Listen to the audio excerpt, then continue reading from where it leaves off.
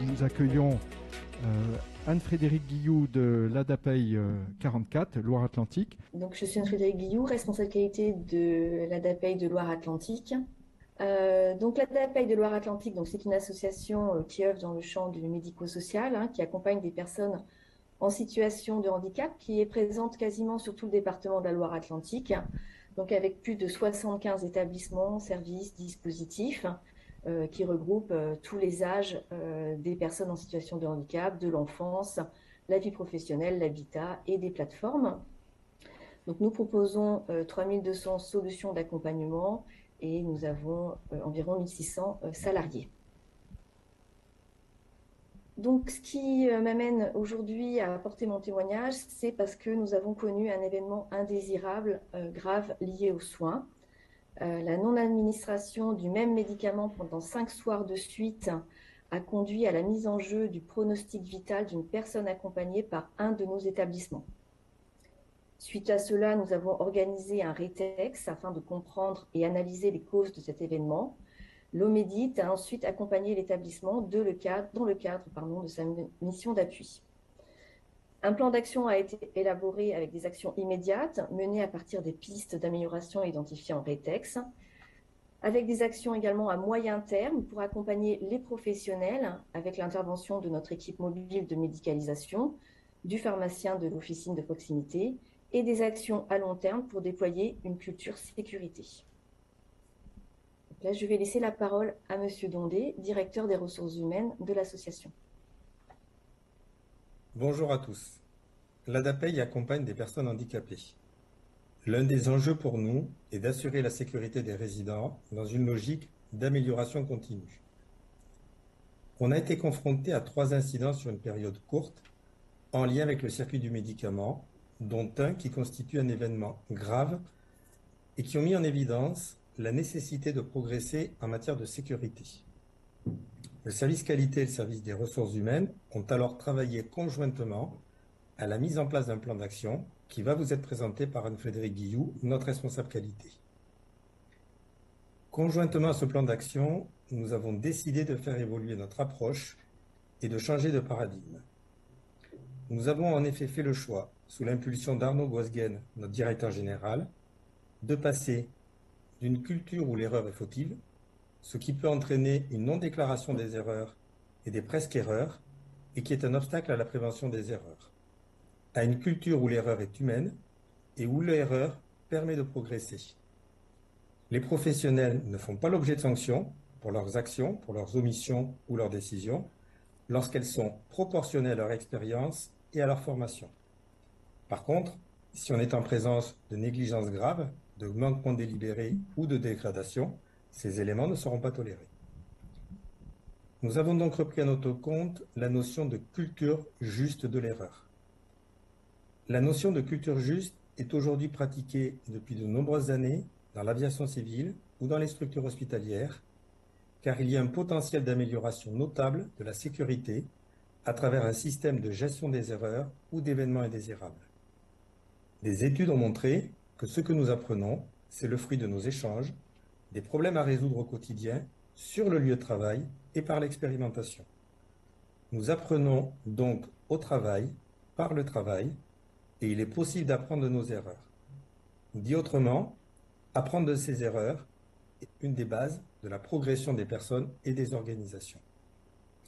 Et pour cela, et je vais reprendre une citation de James Reason, expert en facteurs humains, il faut, ouvrez les guillemets, qu'il existe un climat de confiance qui incite les personnes à fournir les renseignements essentiels liés à la sécurité, mais dans lequel ces mêmes personnes sont au courant des limites qui existent entre le comportement acceptable ou non. Ce changement de paradigme a été expliqué aux représentants du personnel, aux cadres, et a fait l'objet d'un certain nombre de communications internes à l'intention du personnel. Mais il ne suffit pas de dire, il ne suffit pas de déclarer qu'on veut changer les choses. Il faut permettre aux salariés de comprendre le sens de la décision et à chacun de voir la cohérence entre cette orientation forte et les actes au quotidien. Il nous faut donc créer les conditions nécessaires à la mise en œuvre de ce nouveau paradigme et on est conscient qu'il nous faudra du temps. L'ADAPEI s'est d'abord doté des moyens nécessaires à l'analyse des erreurs, dans un cadre pluridisciplinaire, au plus près du terrain, avec la mise en place de retours d'expérience basés sur des méthodes d'analyse qui garantissent l'objectivité. Nous sommes au début de cette évolution que nous avons engagée à l'automne 2021. Mais ce que nous pouvons vous dire, c'est qu'aujourd'hui, quand un responsable hiérarchique vient solliciter la DRH pour engager une procédure disciplinaire à l'encontre d'un salarié qui a fait une erreur, notre premier réflexe est de solliciter le service qualité et de demander l'organisation d'un rétex. C'est ainsi que nous montrons que nous ne cherchons pas à sanctionner, mais à comprendre l'origine de l'erreur pour s'améliorer. Et ce n'est qu'ensuite, au vu des résultats de ce rétex, que l'on commencera à se poser la question d'une éventuelle, je dis bien éventuelle, sanction disciplinaire. On a été confronté avec Mme Guillou à un exemple très récent. Un responsable d'établissement m'a sollicité car il souhaitait engager une procédure disciplinaire à l'encontre d'un salarié qui s'était trompé dans la distribution de médicaments. On a provoqué un rétex. Le rétex a permis de comprendre l'origine de l'erreur et de déboucher sur plusieurs propositions d'amélioration. Et élément important, il n'y a eu aucune sanction à l'égard du professionnel auteur de l'erreur. Je crois que c'est en communiquant de façon très concrète sur des exemples comme celui que je viens de citer que nous pourrons progressivement faire évoluer les mentalités et convaincre les plus sceptiques qui, lors de l'annonce de ce changement de paradigme, ont considéré qu'il s'agit seulement d'un effet d'annonce et que rien ne changerait. Or, il ne s'agit pas d'un effet d'annonce, mais d'une volonté réelle. Car apprendre de nos erreurs, pour l'ADAPEI, c'est se donner la possibilité d'éviter leur reproduction. Cette démarche, bien évidemment, s'inscrit dans une culture qualité d'amélioration continue, avec un objectif final qui est la sécurisation de la prise en charge des personnes que nous accompagnons. Donc, comme vous venez de l'entendre, l'événement indésirable grave lié aux soins est un des éléments qui a conduit à la décision de l'ADAPEI de Loire-Atlantique de renforcer la sécurisation du circuit du médicament. Cette décision a été prise par le directeur général, M. Goasguen, et fait suite à un contexte de plusieurs erreurs médicamenteuses dans plusieurs établissements de l'association dans un même laps de temps. Également, des besoins avaient été repérés dans l'accompagnement des cadres et des professionnels sur le processus du circuit de médicaments, des besoins en termes de réglementation, de pratique, de connaissance des niveaux de responsabilité de chacun.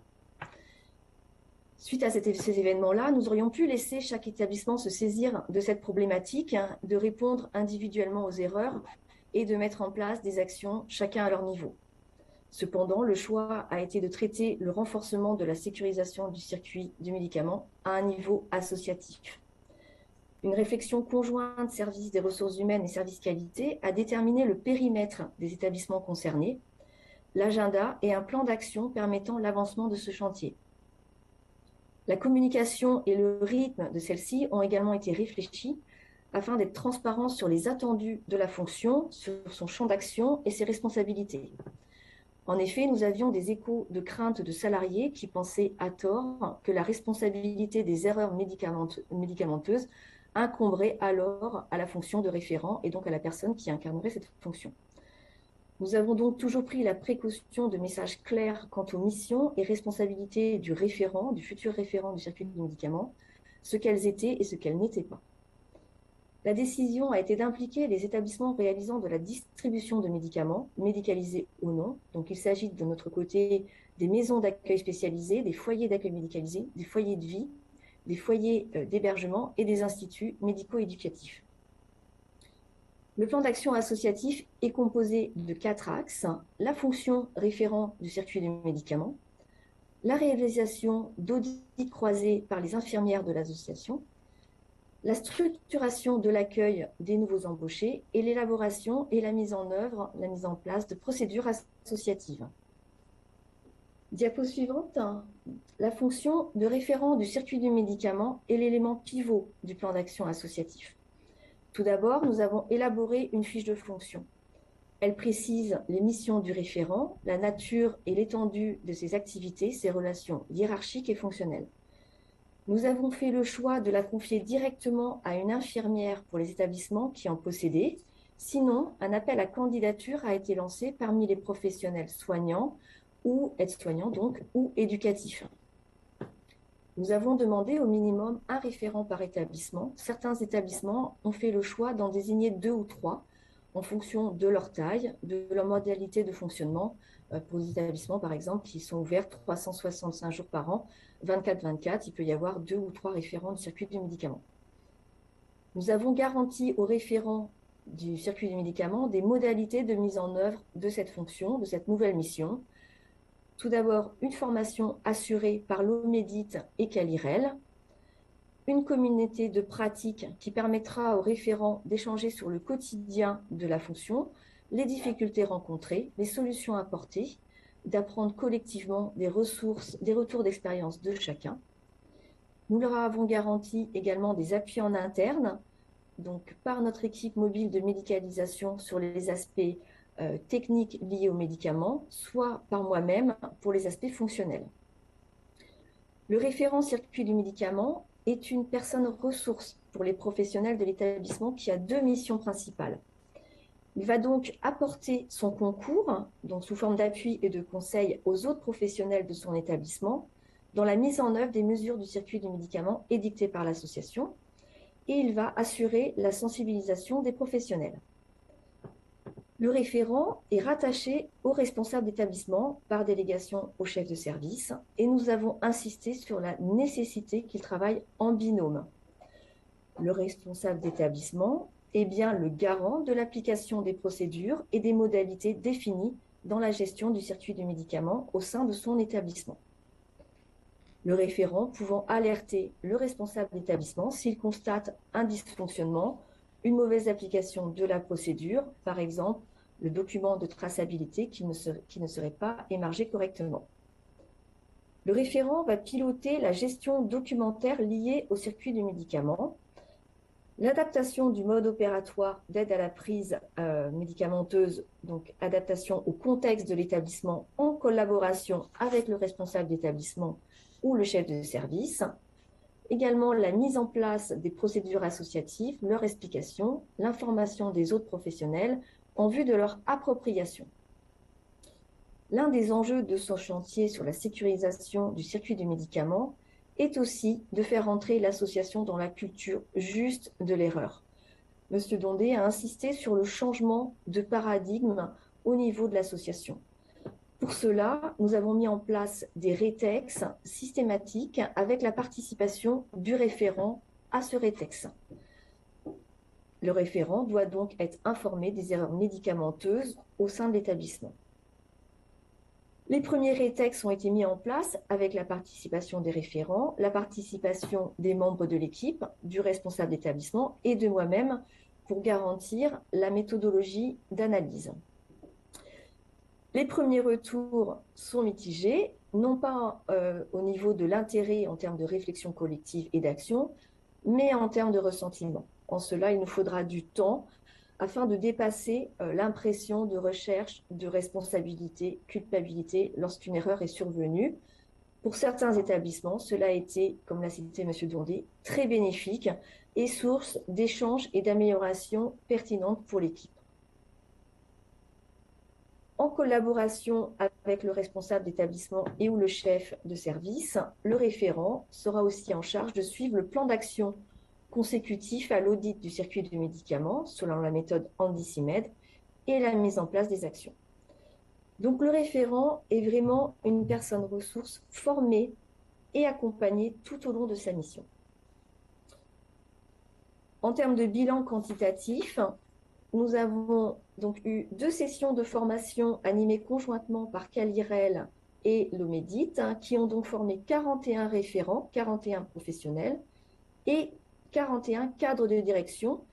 Ils ont été également formés sur la même journée. Nous avons organisé une première demi-journée commune avec une thématique sur la culture juste, le déploiement de cette culture, l'intérêt de la signalisation, du signalement des événements indésirables, donc une demi-journée conjointe, référent et cadre. Et 8 infirmières ont été formées donc à l'audit du circuit de médicaments, qui est le 2e axe, qui sont les audits croisés.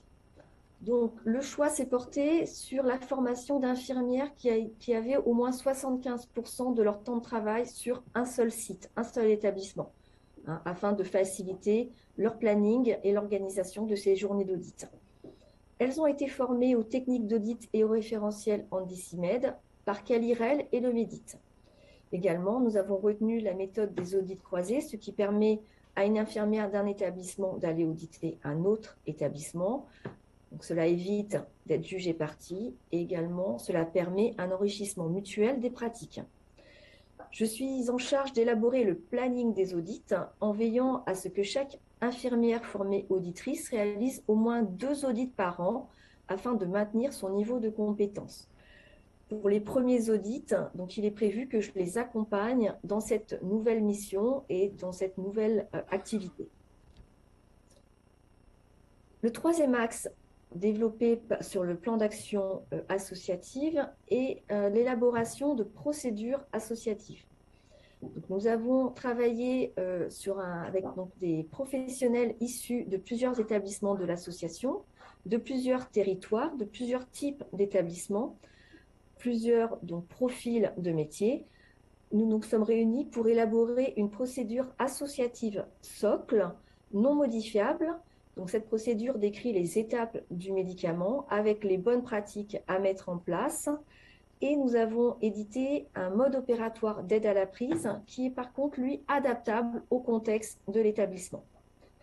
Nous avons sollicité notre cabinet conseil juriste de l'association pour qu'il analyse le respect des textes réglementaires liés à l'autorisation de l'aide à la prise dans notre secteur médico-social. Cet acte étant toujours source de désaccords entre professionnels. Donc, son analyse a permis de garantir que les pratiques décrites dans les procédures respectent bien la législation. Ces procédures ont également été la base de l'action de formation des référents en demi-journée. Donc, l'OMEDIT s'est inspiré de ces procédures-là pour faire travailler les référents circuits de médicaments. Le premier objectif de chaque référent est donc de mettre en place, en collaboration avec le responsable d'établissement ou le chef de service, ces procédures et notamment l'adaptation du mode opératoire. L'équipe mobile de médicalisation peut être sollicitée pour accompagner les établissements qui en font la demande. Également, tous les modes opératoires doivent m'être remontés afin que j'analyse pour voir si tous les éléments sont bien respectés, comme ils sont adaptables, voir s'il n'y a pas eu d'ajout ou de retrait de paragraphes. Sur le dernier axe du plan d'action associatif, la formation, l'accueil des nouveaux embauchés, l'objectif est que le référent circuit du médicament assure la sensibilisation de l'embauche des nouveaux professionnels sans attendre. Il est donc nécessaire de prévoir et de dégager du temps pour qu'ils puissent exercer cette mission. Cette formation correspond à un minimum d'éléments à connaître, à savoir lire une ordonnance, savoir où trouver dans l'établissement les documents nécessaires à la prise en charge médicamenteuse, savoir où trouver les médicaments, connaître les modalités de prise des résidents, connaître les règles applicables, les 5B que vous connaissez tous, et connaître les conduites à tenir en cas de problème. Cette formation se veut pratico-pratique, réalisée sur place, dans les infirmeries ou dans les locaux santé ou dans les groupes d'accueil, avec les outils propres à l'établissement. Donc, vous voyez une petite frise chronologique qui vous montre le déroulement qui nous a été nécessaire. Donc, 6 mois de mise en place sur les éléments socles du plan d'action ont été nécessaires à partir de la définition du rôle du référent. Ensuite, la désignation du référent dans l'ensemble des établissements que nous avons cités. Au jour d'aujourd'hui, il n'y a qu'un seul établissement qui n'a pas pu me désigner de référent par défaut de recrutement. En septembre, nous avons élaboré les procédures. En novembre, ont eu lieu les formations des référents. En janvier, celle des auditeurs. Et donc, à partir de maintenant, nous sommes dans la phase d'adaptation des modes opératoires et la phase de mise en œuvre concrète. Un point de vigilance que je voulais souligner, c'est la communication. Voilà, comme beaucoup dans des gestions de projet, c'est un élément prioritaire. Et tout au long de la démarche et entre chacune des étapes, une communication permanente a été nécessaire auprès de l'ensemble des professionnels, des cadres de direction, des instances représentatives du personnel. La communication a été à chaque fois différente, adaptée en fonction des publics visés. Et nous avons pu donc communiquer à travers des affiches, des vidéos, des supports PowerPoint, des accès SharePoint sur nos documents et des visioconférences qui permet, comme celle-ci, des échanges questions-réponses à la suite de la présentation. Également, je tenais à souligner l'importance des ressources mobilisées et mobilisables, notamment les ressources internes comme externes. Nous avons pu solliciter Calirel, l'Omedit, notre cabinet conseil. Il a fallu aussi l'implication de la direction au plus haut niveau et la mobilisation des services de la direction générale. Les cadres de direction également qui ont un impact, un rôle direct dans ces actions et dans la mise en place de ces actions. Également, nous avons la chance d'avoir une équipe mobile de médicalisation qui a pu aussi nous aider dans ce projet. Pour conclure, voilà l'illustration d'un événement grave lié aux soins à partir de sa survenue jusqu'à la mise en place, la décision de la mise en place d'une culture sécurité basée sur la culture juste de l'erreur. Ce que l'on peut dire, c'est que cet événement a été révélateur pour l'association et a permis une prise de conscience de la nécessité, d'une part, de renforcer le circuit de médicaments et de notre part, de déployer la culture juste de l'erreur. Il va également permettre d'étendre cette culture sécurité, cette culture juste à d'autres thématiques, notamment en lien avec les travaux menés par Calirel sur la gestion des événements indésirables. Donc, nous allons certainement déployer ces mêmes méthodes sur cette gestion des événements indésirables au sens plus large et donc sur l'implication de leur déclaration. Et également, cela va nous permettre, dans une plus large mesure, de décliner ce concept de la culture juste à l'ensemble de nos activités. Merci beaucoup, Madame Guilloux et Monsieur Dondet de l'ADAPEI 44. Effectivement, c'est très impressionnant de voir tout ce qui a été mis en place à partir d'un seul événement indésirable grave associé aux soins dans l'un de vos établissements. Moi, je retiens vraiment l'importance de la volonté de la direction au plus haut niveau. Voilà, il faut vraiment que, pour vraiment tirer parti à ce point de cet événement, il y a vraiment eu une volonté de la direction. Et puis, la force du groupe également. L'ADAPEI est connu, bien sûr, comme un acteur majeur de la prise en charge des personnes porteuses de handicap.